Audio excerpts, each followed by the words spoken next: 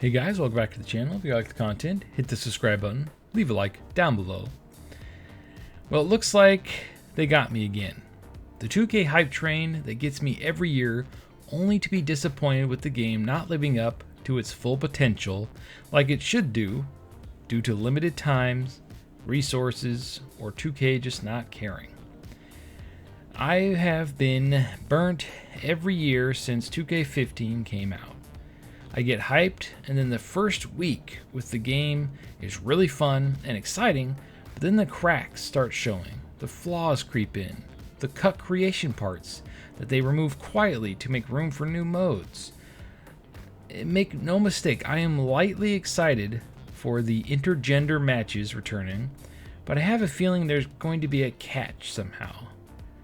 And this big city mode sounded awesome at first, but after hearing what's involved with the NBA games version of this, I'm not very excited for it anymore. Not until we see it, at least, and how they decide to handle it for a wrestling game. Now, I don't want to be a negative Nancy, but here are some things that I'm not excited for when the game comes out in March. Number 1, it's on last gen console still. Now we're about, I want to say, going into the 5th year of the current gen systems. I want to say next gen, but no, it's current gen. And the fact that these games are still releasing on the PS4 and the Xbox One means that fundamentally we cannot improve these games with the new tech. They have to still design the core of the game that can work and function on old hardware. Now, the gap in hardware is not as big as it was back when, let's say the PS2 to the PS3 or the PS3 to the PS4. It's not that big of a leap. The only difference really is, and I'm not a super tech guy, but that SSD. That SSD makes a big difference when it comes to load times, and I mean, obviously the other parts of it. Like I said, I'm not a tech guy, but the fact that it's on last gen hardware limits the series from breaking through and moving forward. Now, supposedly that big city mode is a next gen only feature. I read that somewhere, but we won't know for sure until they officially announce it. So I guess we'll have to wait and see. But like I said, the game's skeleton, the core of the game, has to function on old hardware. Until old hardware is abandoned and we move on from it, we're never going to get that big breakthrough moment for the 2K series until they do that. So that's the first reason why I'm not very excited for this game. Number 2, no Brock, probably no Goldberg, and no Bobby Lashley or Ryback. And that's right, I said Ryback.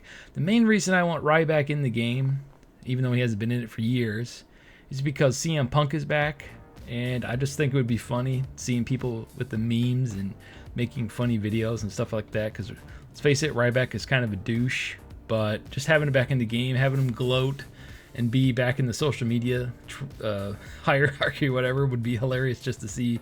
I just want to see the interactions that people have. Like, I want to see him have an interaction with CM Punk now, and I just want to see how that goes. Maybe they're buddy-buddy, maybe he calls him an idiot, I don't know. I just want to see how it would play out. The allegations with Brock, I'll tell you this right now. If Brock Lesnar is not in the Rumble or makes an appearance at the Rumble, I don't think he's going to be in 2K25. He might come back next year, but Brock might be done with the company. Like, if he is not back at the Rumble or makes an appearance at the Rumble, then yeah, I think Brock is done. Goldberg. Now, Goldberg, I don't know. He was at the Netflix thing, or was it the other? It was either Netflix or one of the other shows, but he's been there recently. Triple H, you know, he's pretty cool. He usually works around this stuff, and he could probably get a good legend contract with them, but it all depends on the timing. If Goldberg is in the game, he'll probably be, unfortunately, DLC, but we'll have to wait and see on that. And then, of course, Bobby Lashley is in AEW, so he's 100% gone, which really sucks.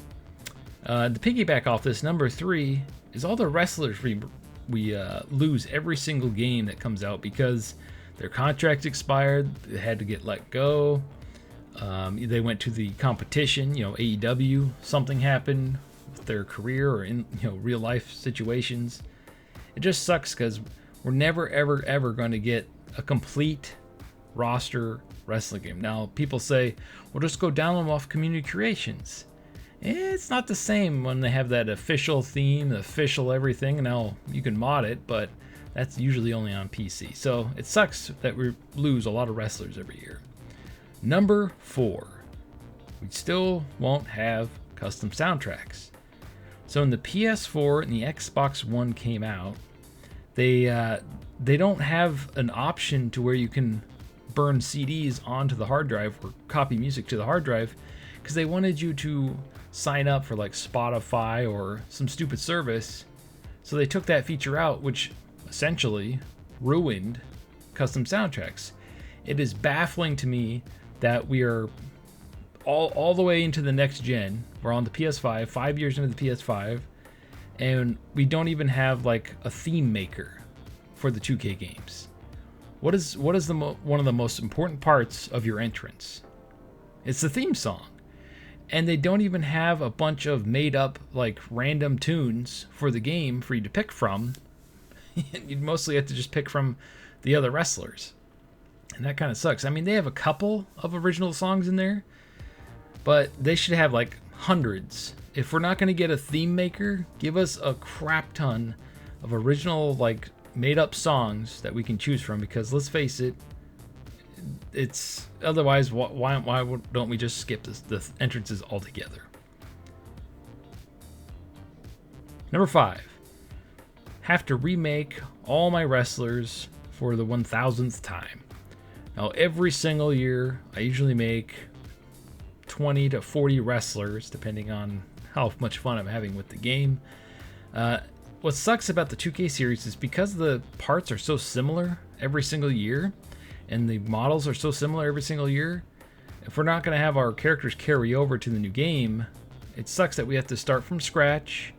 We have to recreate the character itself. The actual creation of the character, picking all the parts and stuff, I'm okay with.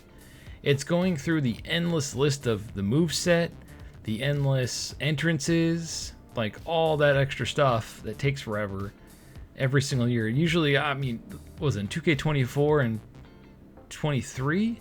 I got pretty lazy. I went through everything with my first 2 main characters, and then everybody else I just picked a random moveset and a random entrance, because it just takes so long to do every single year.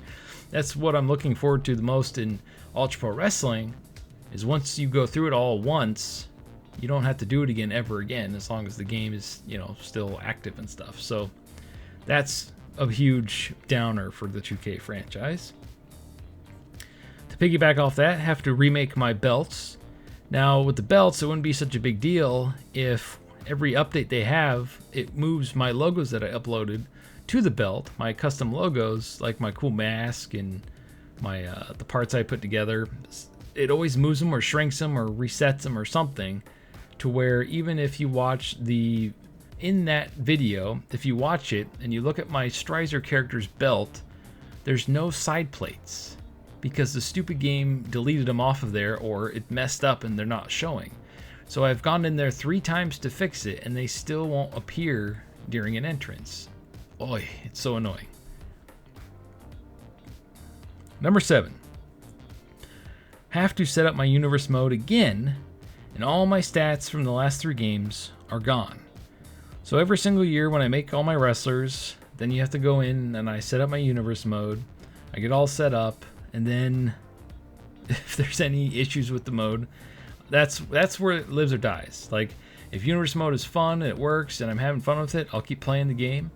But if universe mode is exactly the same, it's all messed up, or something happens and it doesn't work right, even after making all my characters, I'll probably move on to something else. Because at that point, I've been playing the game for 3 to 4 weeks to make all my stuff, get it all ready, and then I'll just play random exhibition matches here and there throughout the year, because universe mode is, well, let's face it, it's not where it needs to be. Number 8, MyFaction cards are gone, and you have to start over for a 3rd time. So if you play 2K22 and you spend a lot of time or any money in the MyFaction mode, that all got deleted after 2K23 came out. And then the same thing with 2K23, that all got deleted when 2K24 came out, not right away, but eventually they shut the servers down, which means you lose everything because nothing carries over. And the same thing is going to happen to 2K24 probably about next year, around the same time, January of 2026. 2K24's MyFaction mode and everything will be wiped from the face of the planet, and all that money and time you spent in the mode will be for nothing. So they really got to get a handle on that, because that's a death sentence for that mode. I am shocked if anybody is excited for MyFaction going into essentially the fourth time of starting over. If you're excited for that mode, man, you are a trooper, because I wasn't excited for the mode in 23 after doing literally everything to get the platinum in 22. I barely touched it in 23, and I didn't touch it at all in 24. Like, I was done with the mode. Number 9, gameplay changes. Always have to relearn the computer's habits and relearn the counter windows. So every game, they try to tweak it a little bit to make it feel different, so it's not the same every year, and people can cheat that didn't play last year and move into the next one, even though there's no online play really, so I don't know why they mess with the controls so much. So yeah, you have to relearn the counter windows. They always change the countering timing, the way the computer, their habits and stuff. So this year they like to Irish whip a lot. So if you just press O a lot on the PlayStation, which is counter Irish whip, I believe it's, what is that, B on the Xbox controller, you counter it. I mean, they like to Irish whip a lot, at least when I play. Even on Legendary, it's like, okay, Irish whip. Number 10, paying day one price of $120 and not getting all the content. So in 2K23, they introduced the Bad Bunny pack, which was like, I believe it was $10. Came with a different version of Bad Bunny and a couple of virtual currency, which, let's face it, nobody really cares about that kind of stuff. Well, some of you do. And then in 2K24, they decided to add an awesome version of The Fiend from his documentary over on, I think it was Peacock, which I bought because that was freaking awesome, and we got the creation parts. But being a day one adopter of $120, your most loyal customers, myself included, because we buy it day one, we should get that for free. That should be included. Now, if you bought the game later, or, I mean, I don't know, maybe you could have a window. Like, if you buy it in the first 3 months, you're guaranteed anything that comes out for the game. If you buy it after that, if you buy it on sale after that, you get it free on PS Plus or something, then yeah, that makes sense, charging extra for it. But for those of us that bought the game day one, got the pre-order bonuses, got all that stuff, why are you charging us an extra $10 when you're just going to charge us $120 in a few months for the next game? I feel like that's scummy to me. So yeah, paying $120 price and not getting everything. Number 11, waiting for all the unannounced DLC wrestlers and then having something happen like the Pat Pack again. Like, Pat McAfee is awesome. I didn't mind that he was in the DLC, but why were his buddies extra paid DLC? His buddies should have just been in the game by default.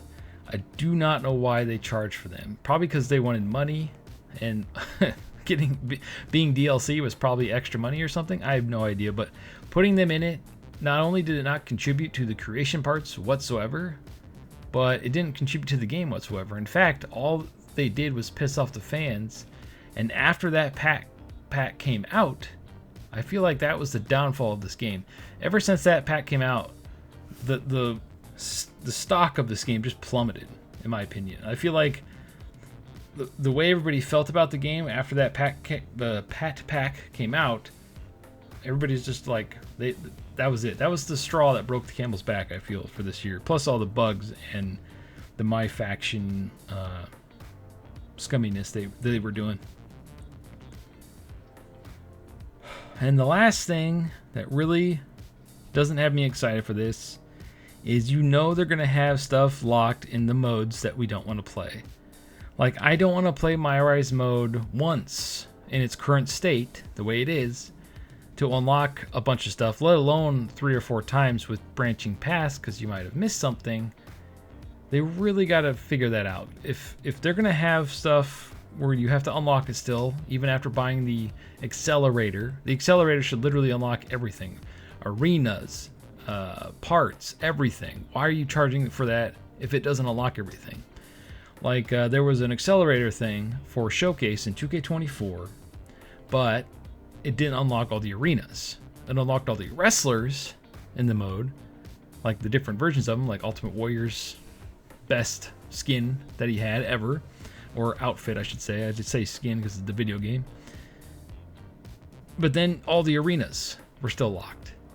And I got about halfway through it, I'm like, I'm done, man. I can't do this because it just goes on and on and on. And the checklist thing, if it wasn't for the checklist, it'd be fine. But that checklist thing, where if you mess up one thing, then it screws up the whole match and you have to start all over again, that just kills it for me. Now, if 2K25 turns out to be amazing, then I'd be happy to be wrong about this stuff. But we have been down this road so many times that I'm just tempering my expectations this year. I encourage you guys to do the same. It's okay to get hyped, but don't get so hyped where you build up this game, 2K25, in your head to be, oh, it's going to be the greatest game ever, just to be disappointed when it comes out. So temper your expectations. Wait until we get the game in our hands. It doesn't matter what they show on the 28th. I have to get it in my hands and check out the game myself to really decide, or not, if it's living up to the hype this year. Anyway, so sound off the comments below. Thank you for watching as always, and stay frosty.